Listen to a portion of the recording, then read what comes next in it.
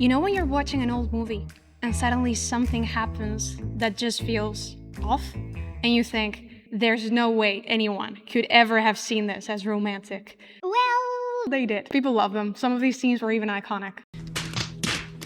Hey guys, I'm Tess, and today I want to talk about some objectively great films with scenes or even plots that didn't age very well. Not to say this is bad and move on, but to actually sit with that difference for a moment, because it's interesting to see how romance was understood at that time.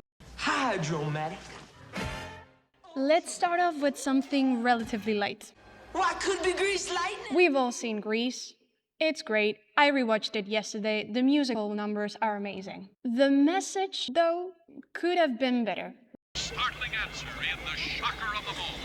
Sandy! Oh, Sandy. Danny, what are you doing? Oh, Sandy. Don't worry about it. Nobody's watching. Danny, get off me! In this scene, Danny keeps pushing Sandy, and yeah, it's uncomfortable. But honestly, it's not even the part that stands out the most. What really stays with me is the ending. Sandy starts the film with very clear values. She knows who she is, what she wants out of a relationship, but the film doesn't really leave space for that version of her. If anything, it only pushes her to change. And hey, Olivia looks amazing, okay? It's framed as this big victorious moment, the music swells, everybody's excited, it feels like a win. The message isn't they're looking for different things or they found a middle. It works now as it always should have because she's changed. This works now that she's different. Skip it. I'm not interested. Let's go. What would it take for you to see things my way? A lot more than you've got. How do you know? I don't want to know.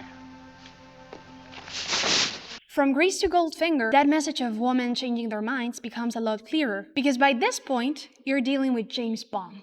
Bond. And Bond isn't just a character. He was the fantasy.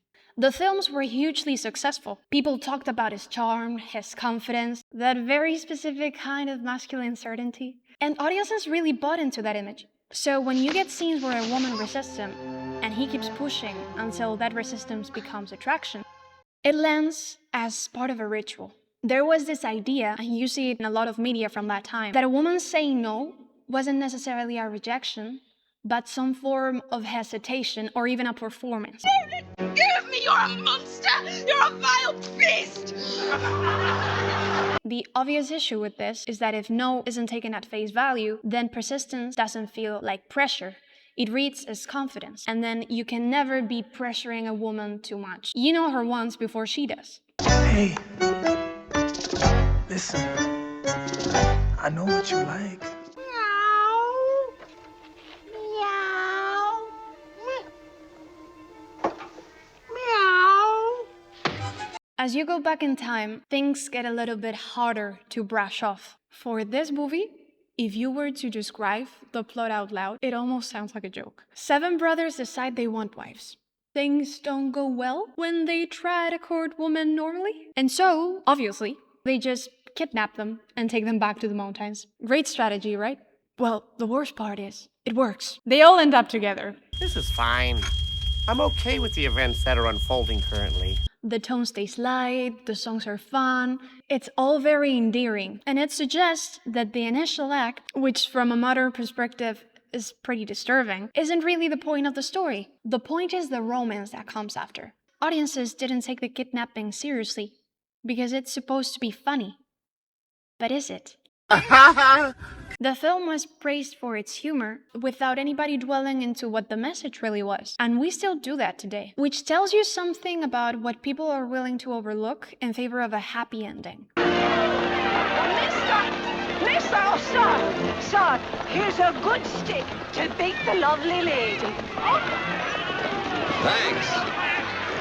People laughed during this scene. It's played for humor. It's part of the romance. What do you mean? This was seen as a charming romantic story. John Wayne was a huge star, very much associated with this strong, confident, masculine ideal.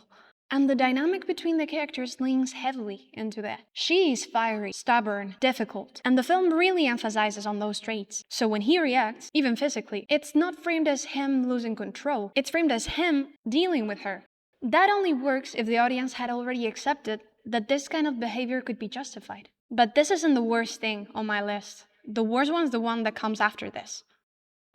We're not gentlemen, and we have no honor, have we?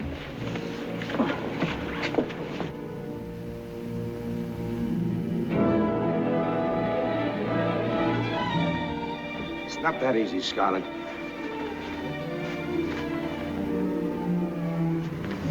You turned me out while you chased Ashley Wilkes, while you dreamed of Ashley Wilkes. This is one night you're not turning me out.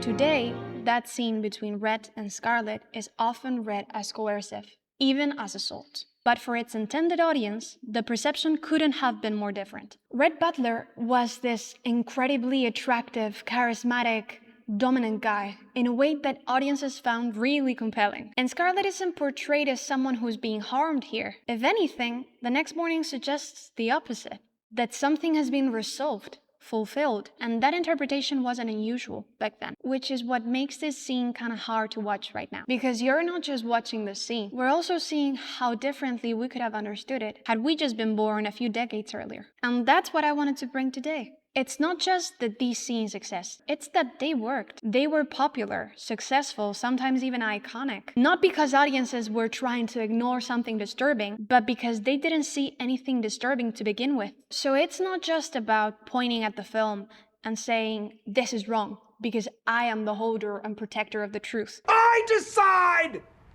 Let the decider decide! I am not the suggester! It's about recognizing how perception changes, because every generation thinks it understands love until the next one looks back. And we are a part of that. Maybe what we now see as romantic will scandalize our grandchildren. But how could we know? We are its intended audience. Anyhow, guys, thanks for watching. See you in the next video. Bye!